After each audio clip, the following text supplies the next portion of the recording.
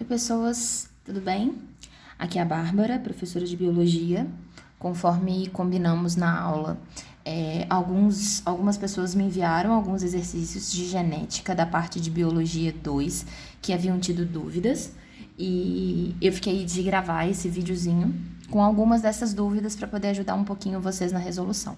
O primeiro exercício que eu vou resolver é o exercício que está na Biologia 2, página 423, número 9, é um exercício contextualizado. Aí o exercício diz o seguinte: o heredograma a seguir representa os fenótipos de duas famílias com relação a uma anomalia em que os indivíduos afetados são representados em escuro. Então, os indivíduos que se encontram aqui, rachuradinhos, são os indivíduos afetados por essa anomalia. Da união do casal 1, 2, qual a probabilidade de nascer uma criança afetada pela anomalia?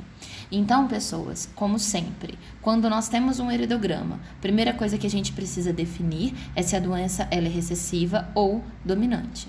A gente sempre analisa isso onde nós temos casais, onde os indivíduos eles apresentam a mesma característica, produzindo um filho com uma característica diferente. A única situação que isso pode acontecer é se esses pais forem heterozigotos e o filho obrigatoriamente, que apresenta um fenótipo diferente, será homozigoto recessivo. A partir daqui, a gente consegue afirmar que a anomalia ela é recessiva e a normalidade é dominante. Aqui a gente tem exatamente o mesmo padrão.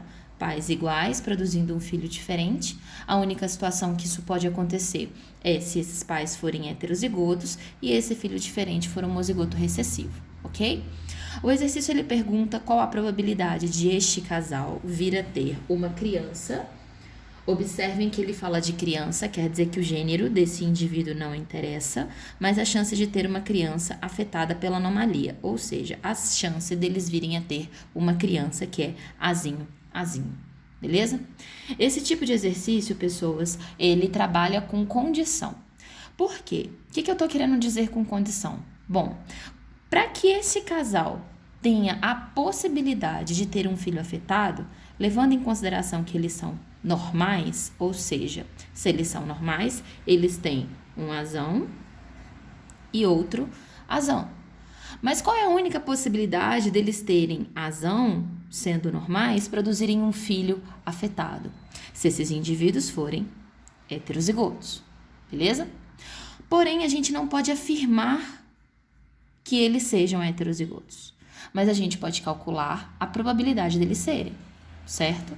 E aí a gente, levando em consideração qual é a probabilidade de um indivíduo 1 ser heterozigoto e a probabilidade de um indivíduo 2 ser heterozigoto e a probabilidade de, a partir deste cruzamento, nascer uma criança afetada. Então, na verdade, a gente está trabalhando com a probabilidade do indivíduo 1 ser heterozigoto e a probabilidade do indivíduo 2 ser heterozigoto e a probabilidade de o cruzamento entre esses indivíduos gerar uma criança afetada. Isso aqui vai ser a resolução da nossa questão, tudo bem? Então, vamos lá. Qual é a probabilidade desse indivíduo ser heterozigoto? Bom, esse indivíduo aqui é resultante deste cruzamento. Então, vamos falar aqui do indivíduo 1, que é resultante deste cruzamento aqui.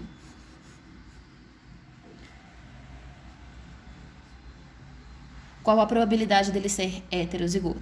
Aí, pessoas, há uma pequena pegadinha, porque a gente pode simplesmente afirmar, há 2/4 de possibilidade de esse indivíduo 1 ser heterozigoto. Na verdade, não. Há 2/3 de possibilidade desse indivíduo ser heterozigoto. Por que eu tô falando que há 2/3? Observem, o heredograma ele tá montado. Se esse heredograma está montado e o indivíduo 1 é representado aqui e ele não está rachurado, quer dizer que esse indivíduo ele não é doente, ele não é afetado. Então, a gente não pode levar em conta essa probabilidade, porque a gente já sabe que ele não é doente, ok? Então, a probabilidade de um indivíduo 1 ser heterozigoto é de 2/3. A mesma ideia para o indivíduo 2. o indivíduo 2 é resultante deste cruzamento. A gente já sabe que ele é normal, portanto, ele também não pode ser heterozigoto. Desculpa, ele também não pode ser homozigoto recessivo, ele não pode ser azinho, azinho. Então, quando a gente faz o nosso quadrinho de Punnett, essa possibilidade é excluída porque a gente já sabe que ele é normal. Então, a gente passa a trabalhar com 3, de 3 a 2 chances de esse indivíduo ser heterozigoto. Beleza. Se o indivíduo 1 for heterozigoto e o indivíduo 2 for heterozigoto, qual é a chance de esses indivíduos cruzarem entre si? Isso dá para nós na descendência essa probabilidade, então nós temos 4 possibilidades.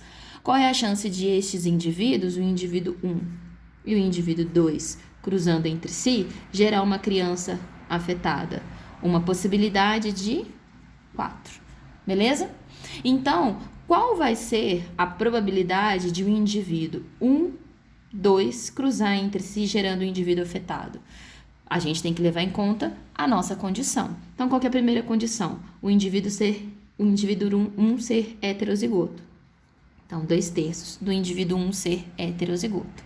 E, quando tem I, nós multiplicamos a probabilidade de um indivíduo 2 ser heterozigoto, que também será 2/3. E a probabilidade de eles, sendo heterozigotos, produzirem uma criança afetada, que dá 1/4.